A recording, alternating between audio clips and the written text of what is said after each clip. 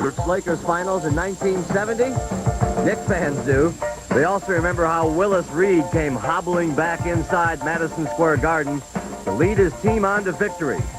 It was indeed the miracle on 34th Street. Oh, he only scored 4 points, the first 4, but that seemed enough for his teammates who picked up the slack and the emotion and the win. Knicks fans remember this time like it was yesterday.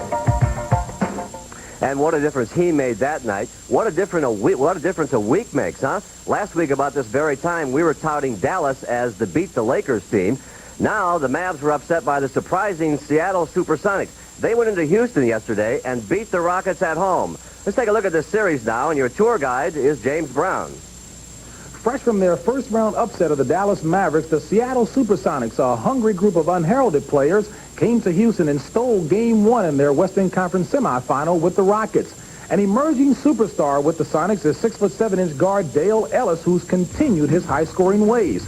Now, while Ellis has paced the way offensively, it's been Seattle's all-out aggressive style of defense that's paid big dividends. Here, the Sonics keep the Rockets in check at the end of regulation, forcing the game into overtime.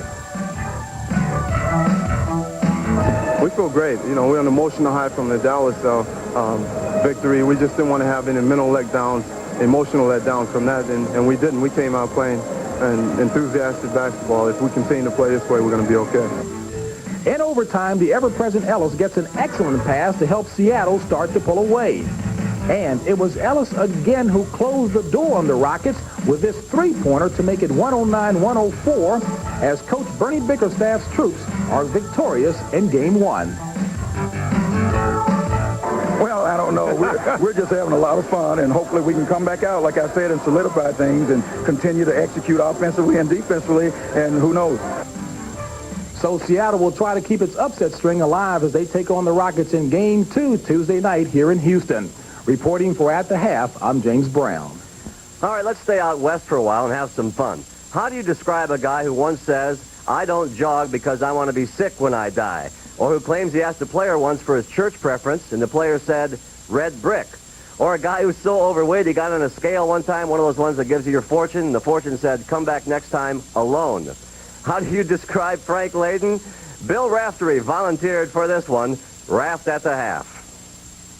This is the slimmed-down Frank Layden at practice, but his former 300-pound girth is still a source of mirth.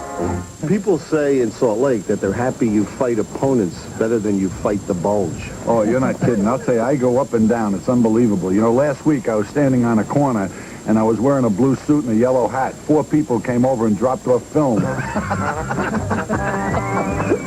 His weight was really no laughing matter. So last summer, he shed 85 pounds, but he still knows every restaurant around the league.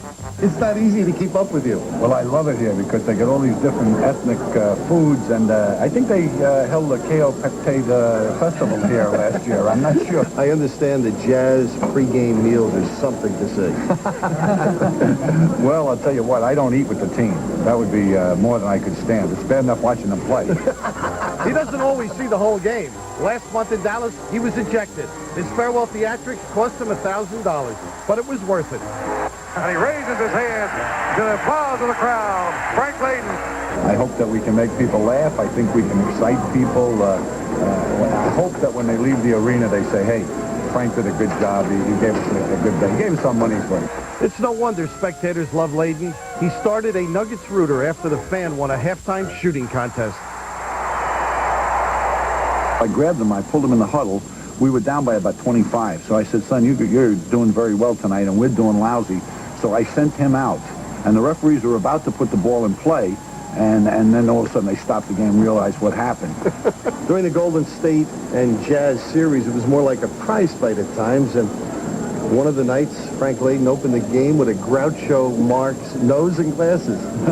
Well, to tell you the truth, I wanted to get a laugh out of the people, and I thought I could maybe diffuse what could have been a very tough situation. Layden's humor is not fully appreciated, where they hand out the fines.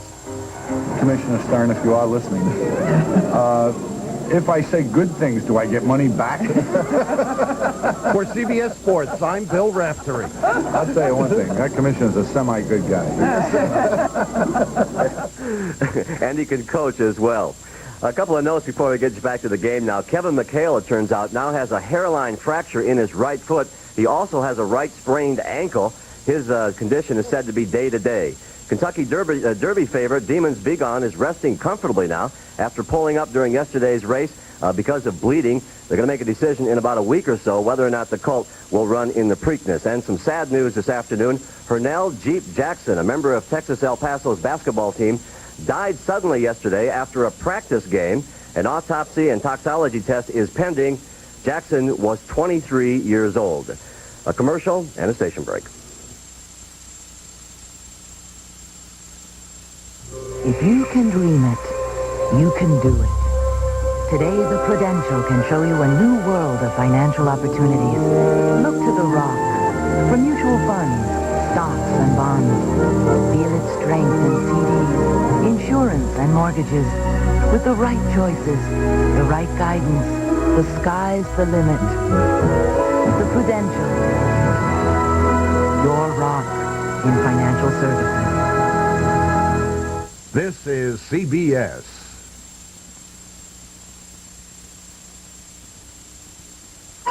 Are you looking for a great chicken?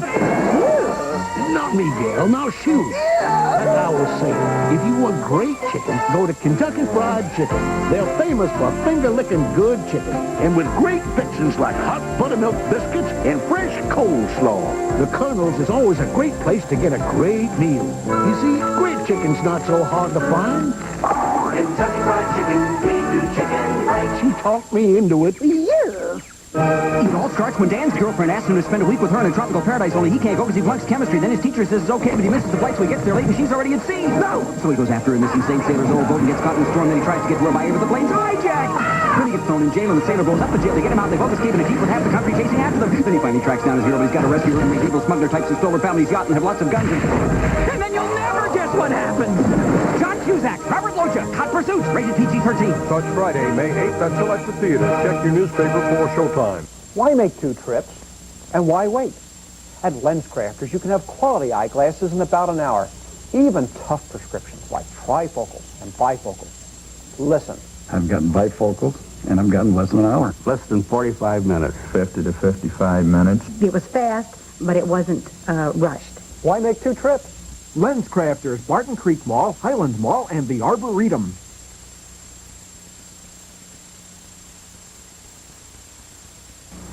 Join David Walker for the Channel 7 News Weekend Report. We're at halftime in Milwaukee, and the Bucks lead the 76ers in a thrilling game, 53-50, in the deciding game of this first round of the playoffs. We talked earlier about Matty Gukas being in doubt, continuing as the 76ers head coach. Don Nelson is in the same boat. There is a feeling that Don Nelson wants to leave Milwaukee after many years here and 7 straight division titles until this season and move on to some other place.